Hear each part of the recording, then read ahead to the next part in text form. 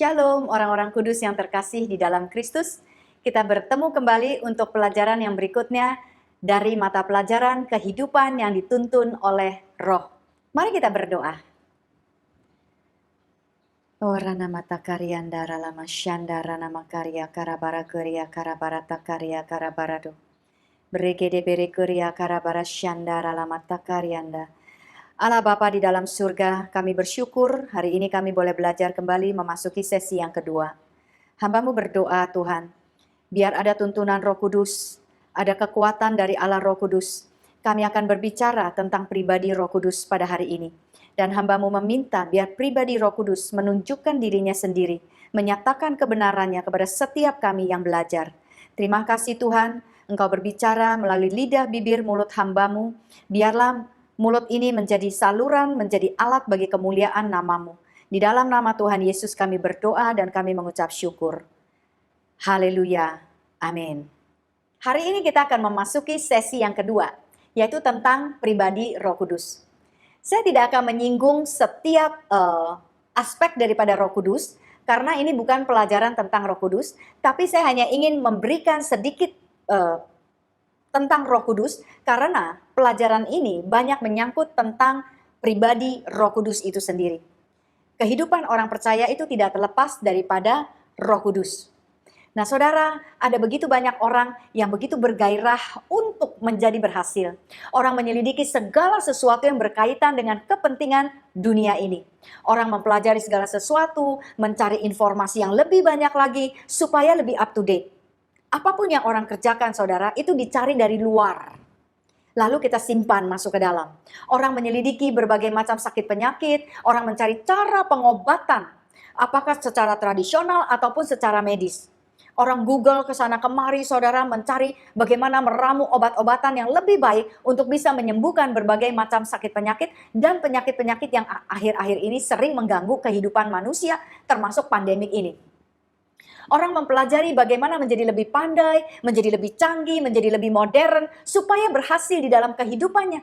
Supaya bisa cepat dipromosi di dalam pekerjaannya, bisa mendapatkan penghasilan yang lebih baik, bisa menjadi lebih populer, bisa menjadi semakin diberkati. Orang mencari cara segala sesuatu, mencari tuntunan saudara. Mencari ilmu-ilmu yang baru. Karena orang menganggap semuanya itu penting. Dan saya tidak menyangkal bahwa memang semua itu baik dan penting. Namun tahukah Anda bahwa sebagai orang percaya kita harus menyadari bahwa semua yang kita lakukan tidak boleh hanya berdasarkan kepentingan saja. Tapi kita harus tahu bahwa segala sesuatu itu tidak boleh terlepas daripada kehendak Tuhan. Amin saudara. Seringkali kita menaruh prioritas yang kita anggap penting dan melupakan kepentingan-kepentingan lainnya. Kemampuan kita untuk melihat sebuah kepentingan itu biasanya hanya dari satu sisi saja, saudara. Kita mencoba untuk bekerja keras supaya berhasil.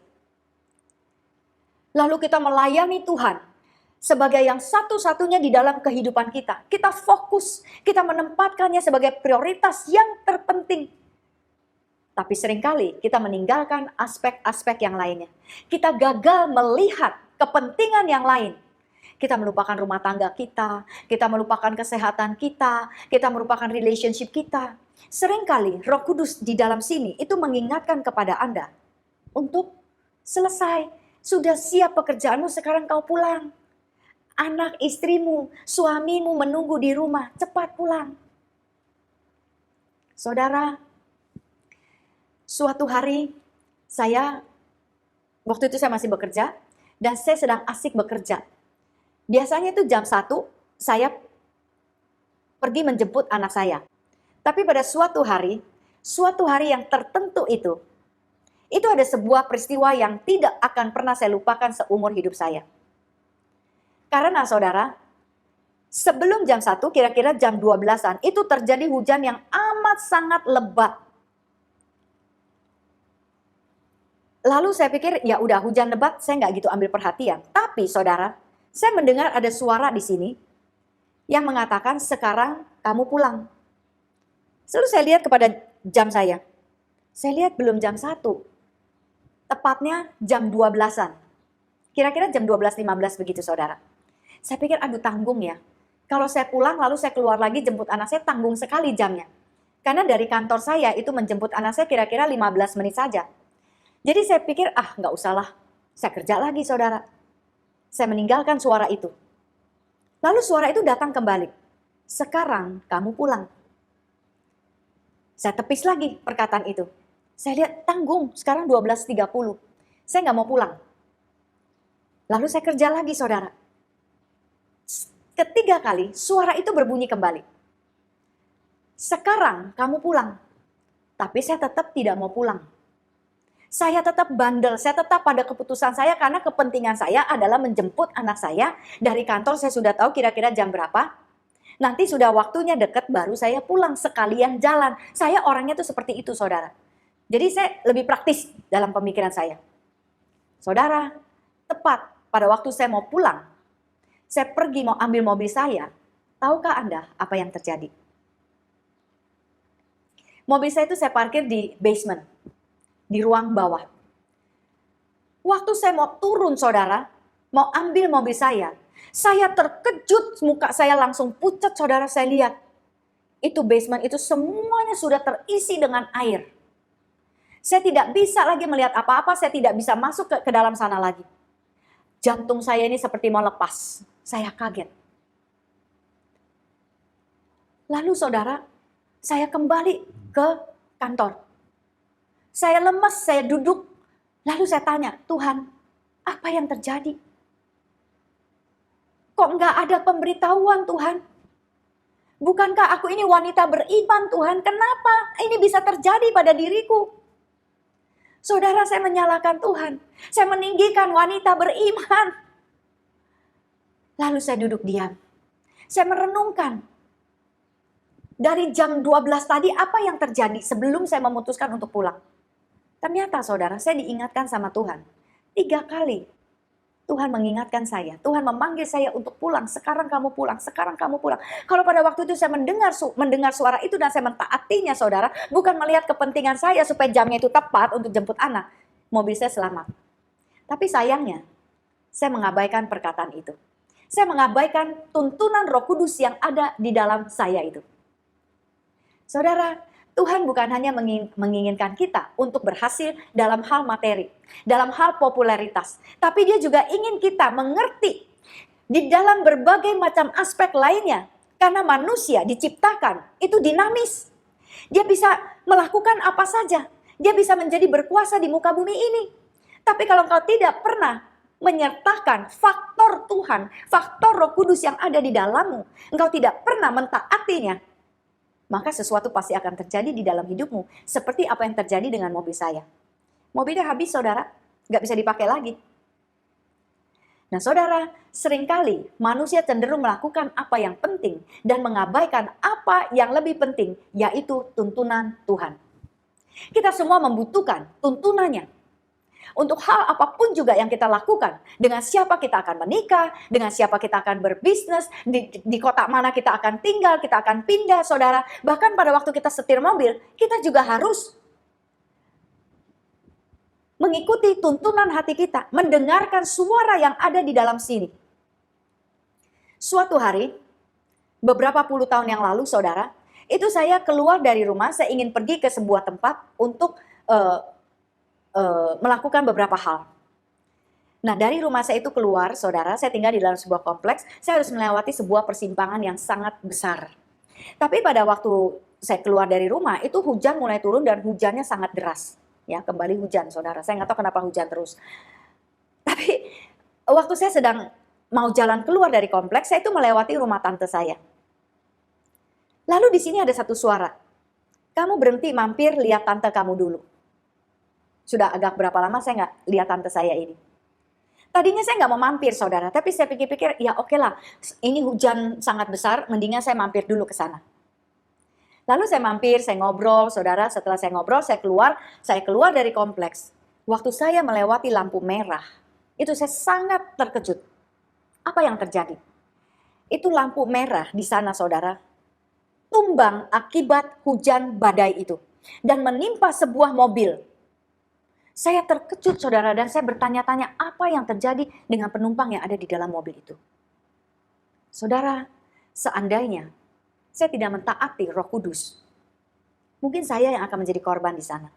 Saya tidak mengatakan bahwa orang lain yang akan menjadi pengganti. Tapi yang saya mau katakan kepada Anda, sebaiknya Anda belajar dengar-dengaran, mengikuti tuntunan Roh Kudus dan mentaatinya.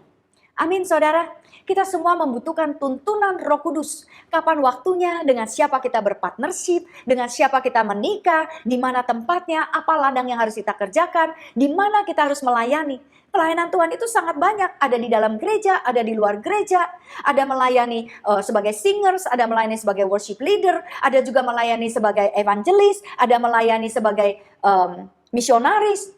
Ada banyak hal saudara, yang mana yang harus kita pilih? Itu semua harus mengikuti apa kata tuntunan Roh Kudus yang ada di dalam sini. Amin saudara. Apa yang menggairahkan dari dunia yang Anda pikir bisa menuntun Anda, ternyata ada yang lebih menggairahkan yang bisa menuntun kita sampai kepada kemenangan. Dan ini yang perlu kita eksplorasi. Dia adalah oknum tertinggi di muka bumi ini yang berdiam di dalam Anda dan saya. Dia tidak pernah meninggalkan kita. Dan dia sanggup untuk melakukan apa saja yang dunia tidak dapat lakukan. Siapakah dia? Pribadi Roh Kudus. Siapakah pribadi Roh Kudus? Saudara, pribadi Roh Kudus yang ada di dalam Anda, itu seperti walkie-talkie. Dia berbicara kepada Anda, dia menuntun Anda, dia ingin bersahabat dengan Anda, dia ingin berjalan bersama-sama dengan Anda. Ada banyak orang berkomentar tentang identitas daripada Roh Kudus. Tentang siapa dia, tentang keberadaan dia. Apakah dia seorang pribadi ataukah dia seorang mistik? Untuk apa dia ada di dalam kita? Saya ingin memberitahukan kepada Anda, Roh Kudus adalah seorang pribadi dan dia adalah pribadi yang berasal dari Allah. Dalam bahasa Inggris dia dikatakan he, sifatnya itu maskulin. Dia bukan it. Kalau it itu kata benda, tapi kalau he itu adalah pribadi. Pribadi yang sama. Di dalam Yohanes 15 ayat ke-26 dikatakan, jikalau penghibur yang akan kuutus dari Bapa datang, yaitu roh kebenaran yang keluar dari Bapa, ia akan bersaksi tentang aku. Artinya saudara, Roh Kudus itu datang dari pribadi ilahi. Dia datang dari surga, dia datang dari tempat yang sama di mana Bapa berada. Dia adalah pribadi ilahi. Roh Kudus adalah pribadi yang ketiga di dalam ketuhanan Allah Tritunggal.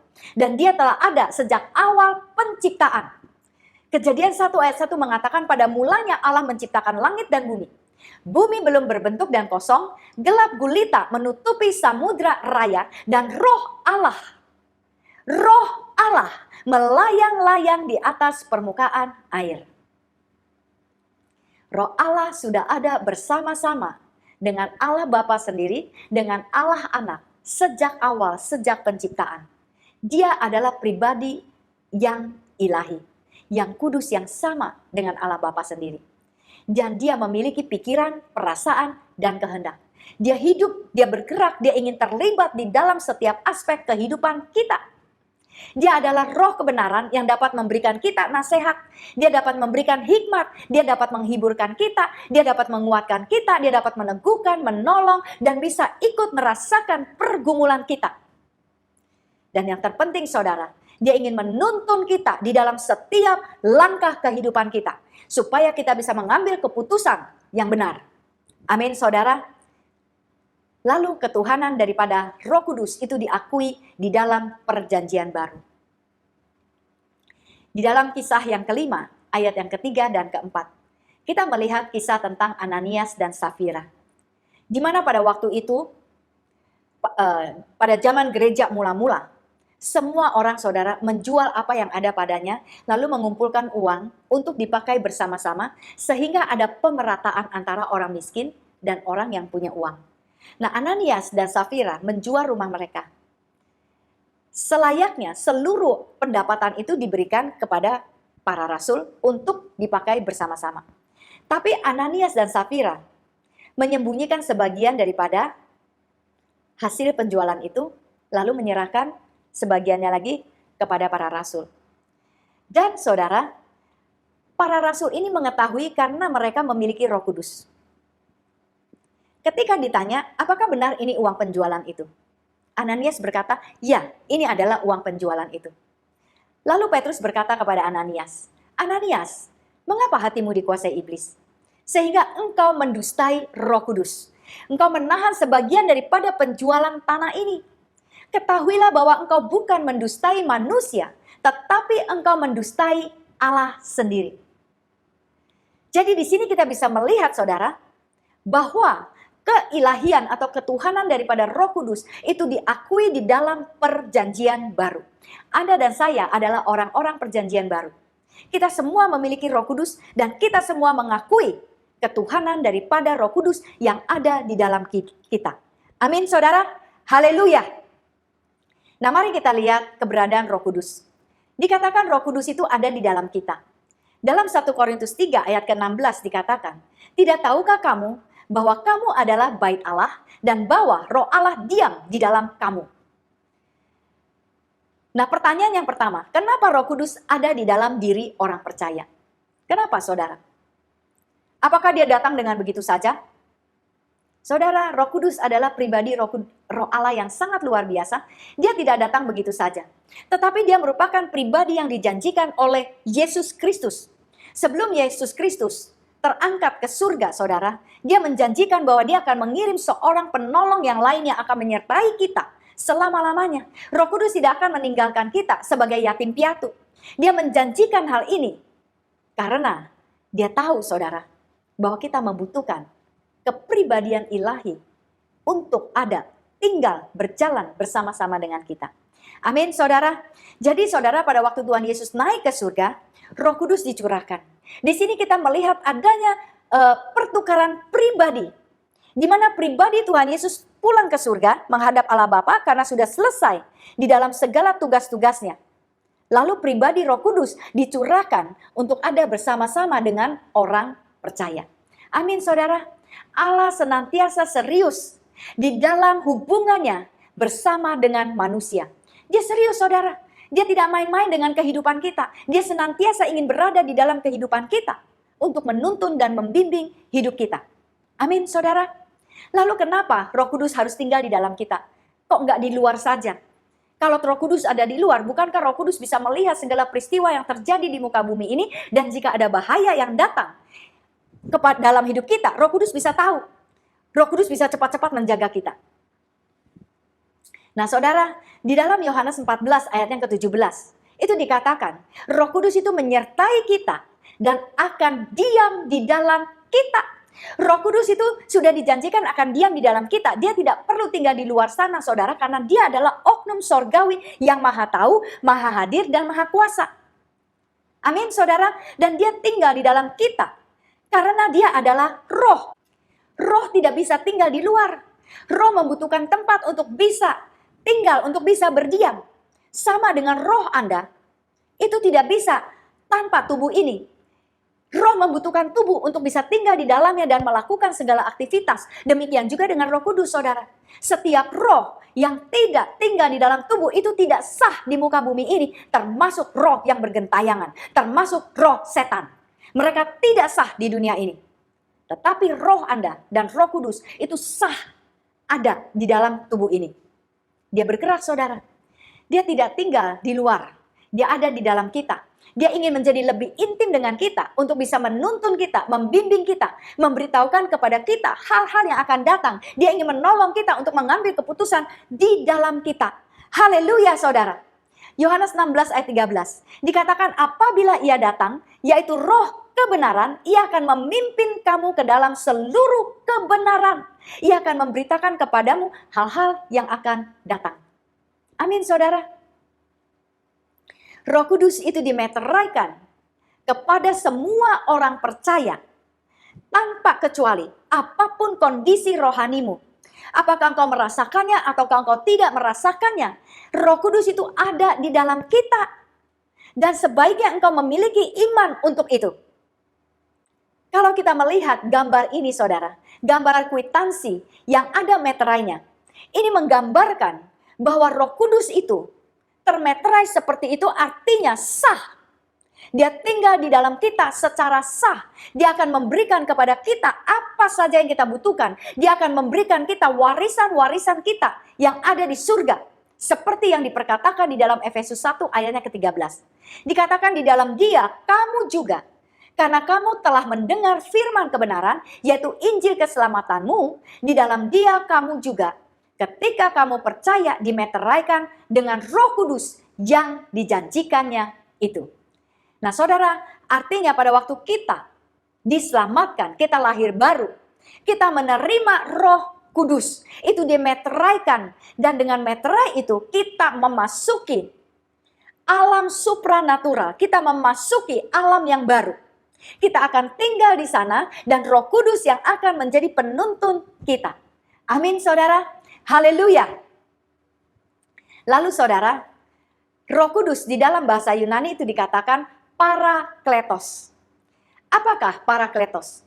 Parakletos itu artinya seseorang yang persis sama seperti Tuhan Yesus, yang adalah Roh, yang adalah Tuhan, yang diutus untuk berjalan, berdampingan, bersama-sama dengan orang percaya selama-lamanya. Roh Kudus itu tinggal di dalam kita. Dia bukan kos. Sebentar dia datang, sebentar dia pergi. Dia tinggal, dia menetap di sini, saudara. Dan pada waktu dia menetap di sini, dia bukannya bersantai ria, tapi dia ingin melakukan segala sesuatu bersama-sama dengan Anda. Dia tidak mempunyai hari cuti. Dia tidak pernah pergi holiday, saudara. Dia senantiasa ada bersama-sama dengan Anda. Berbeda dengan perjanjian lama. Kalau kita ingat kisah di dalam Yosua 3, bahwa ketika orang Israel hendak menyeberang sungai Yordan, mereka itu harus mengikuti tabut Allah. Orang-orang di dalam perjanjian lama itu dituntun secara fisik. Tapi orang-orang di dalam perjanjian baru itu dituntun secara roh, saudara. Orang perjanjian lama itu berjalan di belakang tabut. Artinya dia terpisah dari tabut. Mereka tidak boleh berjalan terlalu dekat. Mereka tidak boleh menempel dengan tabut. Tapi orang-orang perjanjian baru itu berjalan, berdampingan bersama dengan Roh Kudus. Luar biasa, saudara. Ada perbedaan yang Tuhan lakukan untuk orang-orang yang sudah percaya kepada Tuhan Yesus Kristus. Lalu di dalam Yohanes 14 ayat yang ke-16, itu dikatakan, saudara, Aku akan minta kepada Bapa dan Dia akan memberikan kepadamu seorang penolong yang lain supaya ia menyertai kamu selama-lamanya. Lalu di dalam 2 Korintus 6 ayat yang ke-16. Dikatakan di sini karena kita adalah bait dari Allah yang hidup menurut firman Allah ini. Apa yang dikatakan di dalam firman Allah ini? Aku akan diam bersama-sama dengan mereka, hidup di tengah-tengah mereka, aku akan menjadi Allah mereka dan mereka akan menjadi umatku. Dalam ayat ini jelas, saudara, Tuhan sendiri yang akan berdiam di dalam kita, hidup di tengah-tengah kita. Dia akan menjadi Allah bagi kita dan Dia menginginkan kita untuk menjadi umatnya. Artinya kita sudah menyatu dan bersatu dengan Dia. Amin, saudara. Haleluya. Nah, Bapak Kenneth Hagin, saudara, yang disembuhkan dari sakit pada usia yang ke-16 tahun. Dia menyatakan bahwa di dalam sepanjang kehidupan dia, sejak dia disembuhkan oleh Roh Kudus, itu dia diajarkan oleh Roh Kudus bagaimana caranya untuk menjadi sembuh, bagaimana bertindak sebagai orang-orang yang disembuhkan oleh Tuhan. Roh Kudus yang sama juga yang menuntun dia memasuki pelayanan demi pelayanan. Dia memasuki panggilannya. Bagaimana dia menyembuhkan orang-orang sakit, bagaimana dia menerima pewahyuan dari Tuhan, bagaimana dia mengadakan perjumpaan pribadi, bahkan sampai dia bisa melihat Tuhan Yesus tampil, hadir, duduk, berbicara dengan dia. Melayani Tuhan sepanjang kehidupannya. Dia katakan, semua itu karena ada pertolongan dan tuntunan daripada Roh Kudus. Saudara, sangat luar biasa kalau Anda mempelajari kehidupan daripada Bapak Kenneth Hagin bersama-sama dengan Roh Kudus. Haleluya, saudara. Kita akan mengenali Roh Kudus sebagai Tuhan sendiri di dalam kehidupan kita. Kalau kita berjalan dan mengikuti tuntunannya, Dia akan senantiasa mendatangkan damai sejahtera. Dia akan mengajar dan mengingatkan kita kepada seluruh kebenaran itu. Dia akan bekerja, saudara, di dalam kehidupan kita untuk mendatangkan kasih, damai sejahtera, sukacita. Dia akan menuntun kita terus, saudara, untuk tinggal di dalam kasih, damai sejahtera, dan sukacita itu. Amin, saudara. Mari kita mengakui iman pengakuan kita terlebih dahulu tentang Roh Kudus. Mari perkatakan bersama-sama dengan saya. Roh Kudus ada di dalamku. Roh Kudus hidup di dalamku, Roh Kudus bergerak di dalamku, Roh Kudus menjagaku, membimbingku, menuntunku sampai kepada kekekalan. Haleluya. Saudara, akui ini setiap hari di dalam kehidupan Anda. Maka Anda akan menghadirkan kekuatan dan kuasa Roh Kudus. Anda akan senantiasa mengikuti tuntunan Roh Kudus dengan mengingatkan bahwa hidupmu memiliki Roh Kudus dan tuntunannya. Nah, saudara, mari kita lihat karakteristik daripada Roh Kudus. Kita tidak akan melihat seluruh karakteristik daripada Roh Kudus, tapi kita akan melihat 3 hal yang sangat penting daripada karakter Roh Kudus. Yaitu dia maha hadir, dia maha tahu, dan dia maha kuasa. Dia omnipresent, omniscience, dan omnipotent. Bagaimana dengan kemahahadiran Roh Kudus, kemahatahuan, dan kemahakuasaan daripada Roh Kudus? Saudara, Roh Kudus itu maha hadir.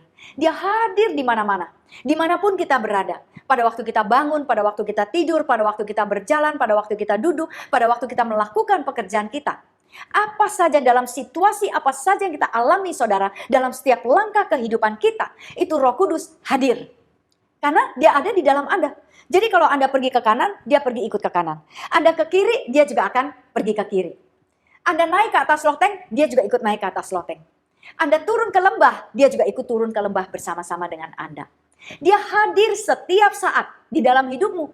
Apapun yang kau lakukan. Oleh karena itu saudara, kalau engkau menyadari akan keberadaan kemahahadiran daripada Roh Kudus, Anda tidak akan pernah mau melakukan dosa. Anda tidak akan pernah mau berselingkuh. Melupakan Roh Kudus yang ada di dalam kehidupanmu. Dia maha hadir. Dia maha tahu, saudara. Dia maha kuasa. Di manakah Roh Kudus hadir? Roh Kudus hadir pada waktu peristiwa Maria dan Elizabeth mengandung. Roh Kuduslah yang menjadi sumber daripada kehamilan mereka.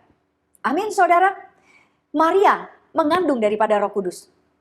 Karena Roh Kudus mempunyai tujuan di dalam apa yang dikandung oleh Maria. Roh Kudus juga hadir pada waktu Yesus dibaptis. Roh Kudus juga hadir pada waktu pencurahan Roh Kudus di loteng atas itu. Roh Kudus hadir di dalam semua kehidupan para rasul. Apa yang mereka kerjakan, segala mujizat yang mereka lakukan, itu adalah karena kehadiran dan kemahakuasaan daripada Roh Kudus. Saudara, Roh Kudus bukan hadir pada zaman yang dulu. Roh Kudus bukan hanya hadir di dalam kehidupan para rasul, tetapi dia juga hadir di dalam kehidupan Anda dan saya. Dia hadir pada waktu Anda berdoa. Dia hadir pada waktu Anda bekerja. Dia hadir pada waktu Anda sedang melayani. Dia senantiasa hadir, saudara. Dia tidak pernah melupakan Anda dan saya. Dia tidak pernah cuti, dia tidak pernah pergi berlibur.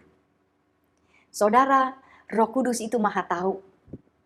Dia mengetahui kehidupan Anda yang lalu, yang sekarang, dan juga yang akan datang. Dia tahu apa yang sedang Anda pikirkan saat ini. Saudara, apapun yang hendak kau lakukan, itu Roh Kudus mengetahuinya. Oleh karena itu kita perlu meminta tuntunan Dia. Dia maha tahu, saudara. Pada waktu Yunus hendak melarikan diri, Roh Kudus tahu. Dan Roh Kudus itu menyertai dia. Sampai ketika gelombang laut ingin menelan kapal di mana dia berada, Roh Kudus tahu, saudara. Dan Yunus tahu. Dialah penyebab daripada gelombang yang datang di tengah-tengah laut itu. Amin, saudara. Dia maha tahu. Dia tahu seluruh hidupmu. Pemazmur mengatakan di dalam Mazmur 139 bahwa pemazmur tahu Tuhanlah yang membentuk buah pinggangnya. Tuhanlah yang membentuk dirinya, keberadaannya di dalam kandungan ibunya. Bahwa dia menciptakan, dia mengetahui setiap detil-detil daripada tubuh jasmani yang sedang diciptakan di dalam rahim ibunya. Saudara, pemazmur mengetahui bahwa kejadiannya itu sangat dahsyat dan ajaib. Sangat luar biasa, segala perbuatan Allah sangat mengagumkan. Tuhan mengetahui tulang-tulang yang terbentuk di dalam kita. Dia yang menjadikan tulang-tulang itu, dia merangkainya di dalam rahim ibu kita. Tidak ada yang tersembunyi bagi Tuhan. Mata Allah itu melihat selagi kita bakal anak. Sewaktu kita masih ada di dalam kandungan, semuanya tercatat di dalam kitab kehidupan. Bahkan Tuhan merancangkan hari-hari yang akan terjadi di dalam kehidupan kita sebelum satu pun ada, sebelum satu pun kita hadapi kehidupan itu. Tuhan sudah mengetahuinya. Saudara, kemanakah kita akan pergi? Ke gunung, Tuhan ada di sana. Ke dunia orang mati, Tuhan juga ada di sana. Roh Kudus tahu, Dia maha hadir, Dia maha tahu. Dia mengenal persis kehidupan kita, saudara. Jalan-jalan kehidupan kita. Apa yang kita lakukan di hari yang lalu. Apa yang akan terjadi dalam kehidupan kita di masa yang akan datang. Roh Kudus mengetahuinya. Siapakah yang lebih layak untuk menuntun kehidupanmu? Bahkan, saudara, Roh Kudus menyelidiki sampai ke dalam diri Allah. Dan Dia sanggup untuk memberitahukannya kepada Anda. 1 Korintus 2 ayat 10 dan 11. Karena kepada kita Allah menyatakannya oleh roh, sebab roh menyelidiki segala sesuatu. Bahkan hal-hal yang tersembunyi di dalam dirinya Allah. Jadi di sini saudara kita bisa melihat bahwa Roh Kudus yang tinggal di dalam Anda, Dia mengetahui, Dia menyelidiki segala sesuatu yang ada di dalam dirinya Allah. Lalu Dia berdiri di sini, Dia memberitahukannya kepada kita. Karena ayat ini berkata, siapa gerangan di dalam manusia yang tahu apa yang terdapat di dalam diri manusia, selain roh manusia itu sendiri yang ada di dalam dia. Demikian pula tidak ada orang yang tahu apa yang terdapat di dalam diri Allah, selain roh Allah. Saudara, ketika Roh Kudus menyelidiki apa yang ada di dalam dirinya Allah, Dia berpaling kepada kita, Dia memberitahukan seluruhnya di dalam roh kita. Sebab ayat ini berkata, siapakah yang lebih mengetahui apa yang ada di dalam diri orang itu selain daripada orang itu sendiri? Kita bisa mengetahuinya karena kita memperolehnya daripada Roh Kudus yang ada di dalam kita. Roh Kudus bisa berbicara kepada kita di dalam roh manusia kita. Suatu hari, saudara, saya pergi retret ke gunung selama 3 hari bersama dengan teman saya. Kami hanya berdoa, baca firman, sharing tentang kebaikan Tuhan, saling berbagi kesaksian. Pada hari yang kedua, saudara, ketika kita sedang berdoa, itu tiba-tiba saya mendapatkan sebuah penglihatan, yaitu malaikat yang datang menghampiri ibu mertua saya. Pada waktu itu ibu mertua saya sudah sakit selama 1-2 tahun dan dia sudah terbaring di atas ranjang. Kami merasa kasihan melihat mamah dalam keadaan seperti itu. Tapi kami juga tidak bisa berbuat apa-apa. Kami hanya berdoa, Tuhan, kalau sudah waktunya bawa dia pulang dalam keadaan tenang dan damai. Dan hari itu, saudara, hari kedua waktu saya berdoa, itu saya melihat malaikat datang menghampiri dia, mempersiapkan dia untuk membawa dia pulang ke surga. Lalu malaikat itu menarik tangan Mama, mengajak dia berdiri, lalu saya melihat dia memakai sepatunya, dan malaikat itu menuntun dia keluar sampai ke pintu gerbang. Lalu setelah itu saya tidak melihatnya lagi. Setelah itu saudara, kami berdoa kembali, supaya Tuhan menjemput mama mertua dengan malaikat. Sore hari, suami saya menelepon, kamu cepat pulang, mama sudah dipanggil Tuhan. Saudara, Roh Kudus itu maha tahu apa yang tersembunyi di dalam diri Allah. Pada waktu itu, mama sudah waktunya untuk dipanggil pulang. Roh Kudus itu tahu. Dan dia memberitahukannya kepada saya. Dan dia menunjukkannya di dalam penglihatan. Roh Kudus bukan hanya berbicara kepada saya. Roh Kudus bukan hanya berbicara kepada para rasul. Tapi Roh Kudus juga bisa berbicara. Memberitahukannya, menuntun Anda. Amin, saudara. Dia adalah roh yang maha kuasa. Dia itu omnipoten, saudara. Dia sangat berkuasa dan dapat melakukan apa saja. Dia bisa memberitahukan kepada Anda apa saja yang dia ketahui. Bahkan, saudara, dia melakukan segala kehendaknya yang menyukakan hatinya. Roh Kudus yang sama dari perjanjian lama sampai kepada perjanjian baru, itu tidak pernah berubah. Dia konsisten, saudara. Dia penuh dengan kasih, dia penuh dengan damai sejahtera. Dia penuh dengan kuasa. Dan kuasanya tetap sama dari perjanjian lama sampai perjanjian baru. Alkitab berkata, bagi Allah tidak ada yang mustahil. Roh Kudus ini, saudara, sanggup untuk menuntun hidupmu. Dia sanggup untuk merestorasi hidupmu apapun keadaanmu pada saat ini. Dia merestorasi kehidupan Rahel. dan juga Maria Magdalena. Dua orang pelacur ini, hidupnya diubahkan sedemikian rupa. Sehingga Rahel itu menjadi garis daripada keturunan Tuhan Yesus Kristus sendiri. Dia sanggup untuk mengubahkan kehidupan seorang pembunuh, Rasul Paulus, untuk menjadi rasul yang luar biasa. Dia maha kuasa, saudara. Dia mengubahkan Gideon, seorang yang penakut, untuk berani menghadapi orang-orang Midian, membunuh orang-orang Midian yang mereka anggap sangat kejam. Dia sanggup untuk merestorasi kehidupan Daud, seorang pejinah yang sudah berzina dengan Bersyeba, yang sudah membunuh suami daripada Bersyeba. Tuhan restorasi kehidupan Daud. Tuhan merestorasi juga kehidupan wanita Samaria yang sudah punya 4 orang suami, menjadi seorang penginjil yang memberitakan Injil keselamatan Tuhan Yesus Kristus seketika itu juga, ketika dia mengalami perjumpaan dengan Tuhan Yesus Kristus. Roh Kudus menyertai wanita Samaria ini untuk memberitakan Injil kebenaran Allah kepada seluruh seisi kampungnya itu. Haleluya, saudara.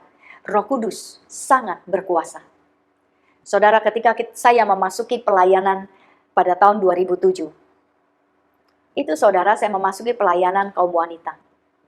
Sebetulnya saya tidak terlalu mau memasuki pelayanan wanita, karena saya takut wanita itu saya anggap sebagai makhluk yang beremosi. Sebagai makhluk yang berani melakukan apa saja, saudara, bahkan bergosip. Itu yang saya paling takut dan saya nggak pernah mau.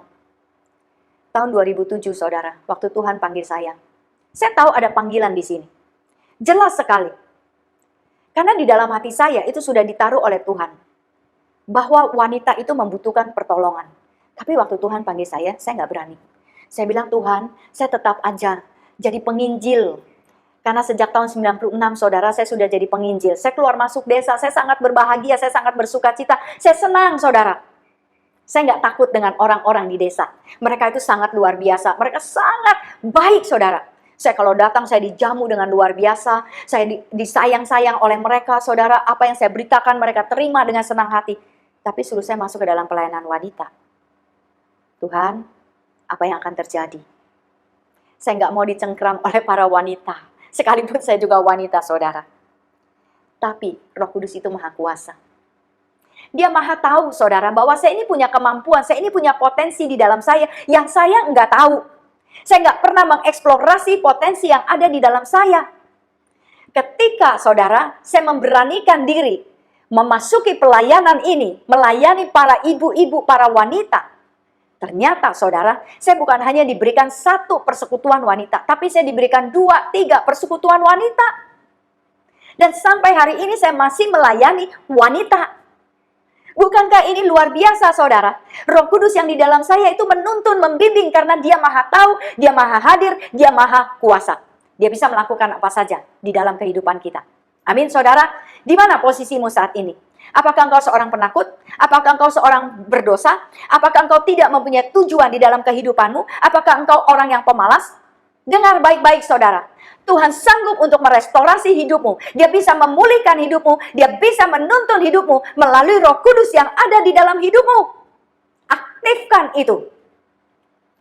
Dia senantiasa hadir di dalam hidupmu untuk membimbing dan menuntun. Amin, saudara. Nah, saudara, saya ingin membawa Anda untuk melihat kepada satu peristiwa di dalam Perjanjian Baru, di mana kita bisa melihat ketiga karakteristik daripada Roh Kudus itu ada di dalam kisah ini. Kita akan melihat dalam Kisah Para Rasul ke-8. Di sini ada seorang sida-sida, seorang pembesar dan kepala perbendaharaan dari Ratu Negeri Ethiopia. Pada waktu itu dia pergi ke Yerusalem untuk beribadah. Dan dalam perjalanan dia pulang, di dalam keretanya, dia duduk dan dia membaca kitab suci. Pada waktu itu dia membaca kitab Yesaya. Dan dia bertanya, apa maksud daripada kisah yang dia baca ini, dari kitab Yesaya itu? Dia tidak mengerti, saudara. Roh Kudus yang sama yang ada di dalam sida-sida ini, juga ada di dalam roh Filipus. Nah, roh berkata kepada Filipus, pergilah ke sana, dekatilah kereta itu. Lalu Filipus segera menghampiri kereta itu dan mendengar sida-sida itu sedang membaca kitab Nabi Yesaya. Lalu Filipus bertanya, mengertikah Tuhan apa yang Tuhan baca itu? Dan sida-sida ini menjawab, bagaimanakah aku dapat mengerti kalau tidak ada yang membimbing aku? Lalu dia meminta Filipus untuk naik dan duduk di sampingnya. Saudara, dalam perjalanan pulang, Sida-Sida ini tidak mau menyia-nyiakan waktunya. Dia mengambil kitab dan dia membaca dari kitab suci ini. Dia begitu merindukan untuk bisa mengerti Tuhan yang dia ikuti ini. Yang dia datang dari jauh-jauh dari Ethiopia menuju ke Yerusalem. Saudara, apa yang kita baca setiap hari? Apakah kita membaca dan merenungkan firman Tuhan? Ada salah satu dari orang yang mengikuti program Ayin Mayim ini yang mengirim sebuah foto kepada saya beberapa minggu yang lalu. Pada waktu itu saya baru posting sebuah ayat, saudara, dari 1 Timotius 1 ayat ke-7. Nah, ibu ini bersaksi, Bu, ini ayatnya sama loh seperti yang saya baca pada pagi ini. Di dalam bus, itu saya mencoba mengambil waktu untuk baca firman dan ternyata firmannya itu sama. Dia menjadi begitu tergairahkan, saudara. Nah, apa yang kita baca akhir-akhir ini? Apakah kita baca begitu banyak berita-berita yang membuat kita menjadi semakin takut karena segala sesuatu tidak menjadi lebih baik, ekonomi semakin memburuk, sakit penyakit ini, pandemik ini belum juga berlalu, mungkin Anda masih lagi harus mengalami masalah di kantor, mengalami masalah di dalam rumah Anda. Lalu apa yang Anda baca? Adakah kita membaca Alkitab kita? Kita melihat daripada Sida-Sida ini, saudara, yang begitu tekun. Karena ketekunannya inilah, maka Roh Kudus yang ada di dalam dia mengetahui kerinduan hatinya. Dan Roh Kudus yang sama itu berbicara kepada Filipus dan mengutus Filipus untuk datang menjelaskan apa arti daripada kitab Yesaya yang dia baca itu. Nah, saudara, Filipus mulai menjelaskan artinya hingga mereka tiba di suatu tempat yang ada air dan akhirnya Sida-Sida itu minta untuk dibaptis. Saudara, ini sebuah pengalaman yang sangat luar biasa. Dan setelah mereka keluar dari air, Roh Tuhan tiba-tiba melarikan Filipus dan Sida-Sida itu tidak melihatnya lagi. Saudara, di sini kita bisa melihat kemahatauan, kemahahadiran dan kemahakuasaan daripada Allah Roh Kudus. Dia serba tahu, saudara. Dia tahu apa yang sedang dirindukan oleh Sida-Sida itu. Dia tahu siapa yang harus dia utus. Dia hadir, saudara, pada saat Sida-Sida ini membaca firman Allah. Ketika Anda membaca firman Allah, Roh Kudus juga hadir bersama-sama dengan Anda. Amin. Roh Kudus itu bisa mendownload, saudara. Suatu pagi, saya sedang berdoa, saya sedang sujud sampai ke tanah. Dan saya hanya berdiam diri. Saya tidak berkata apa-apa karena saya tahu saat itu saya hanya mau berdiam diri dan Roh Kudus menghendaki saya untuk berdiam diri. Saya berdiam diri, saudara. Apa yang terjadi? Di tengah-tengah kesibukan saya, 2 minggu lagi saya harus berkhotbah untuk ibu-ibu yang di Jakarta. Terus terang, saudara, saya sudah punya judul daripada apa yang saya mau khotbahkan, tapi isinya belum saya rapikan. Waktu saya sujud di sana, saya berdiam diri. Itu tiba-tiba, saudara, saya itu seperti di-download sama Tuhan, pesan yang akan disampaikan. Hati saya tiba-tiba bergejolak, hati saya tiba-tiba seperti menari-nari, saudara. Ada satu kegirangan yang saya tidak bisa jelaskan. Saya menerima message itu, pesan itu, dengan sukacita yang meluap-luap. Selesai berdoa, selesai saya mendengarkan semuanya itu, selesai saya berdiam diri. Saya duduk di meja, saudara, saya cepat ambil pensil dan kertas itu, saya tulis apa yang tadi saya di-download dari surga. Nah, saudara, hal itu juga bisa terjadi pada Anda. Bukan hanya pada saya hanya melatih manusia roh saya. Kapan Roh Kudus menuntun saya untuk berdiam diri? Kapan Roh Kudus menuntun saya untuk bicara? Kapan Roh Kudus menuntun saya untuk berdoa? Kapan Roh Kudus menuntun saya untuk baca Alkitab? Dan apa yang bisa saya dapatkan dari pembacaan itu? Kita melihat, saudara, di sini Filipus. Selesai dia melakukan tugasnya, tiba-tiba dia hilang dari hadapan Sida-Sida itu. Tiba-tiba dia sudah ada di kota Asdod dan di sana dia mulai lagi memberitakan Injil dengan begitu semangat. Saudara, saya sudah pernah katakan bahwa manusia roh kita tidak pernah mengalami keletihan. Manusia rohmu tidak pernah menjadi tua, selalu bergairah, selalu muda, seperti Filipus. Dia selesai memberitakan Injil di satu tempat, dia pergi ke tempat lain, dia memberitakan Injil yang sama dengan penuh sukacita. Sampai-sampai, saudara, seisi kota menjadi percaya kepada Yesus. Saudara, maukah Anda dituntun sedemikian rupa oleh Roh Kudus yang serba tahu, yang serba hadir, yang serba berkuasa? Dan dia bukan hanya mau bekerja di dalam kehidupan Filipus, kehidupan saya, kehidupan para rasul, tapi dia juga mau bekerja di dalam kehidupanmu. Dia ingin hadir sebagai seorang pemimpin yang menuntunmu, yang menasehatimu, yang memberikan hikmat kepadamu, memberikan kekuatan kepadamu, memberikan kuasa kepadamu, dan membawaku dari satu kemuliaan kepada kemuliaan yang berikutnya. Dari iman kepada iman. Ini yang Roh Kudus mau lakukan, saudara, di dalam kehidupan kita. Amin, saudara. Luar biasa. Roh Kudus tidak pernah berhenti. Selama Anda juga tidak pernah berhenti. Daripada setiap hari saudara yang Anda pikirkan adalah sakit penyakit, kesusahan Anda, apa yang saya mau lakukan besok, bagaimana dengan hidup saya, bagaimana dengan hari tua saya.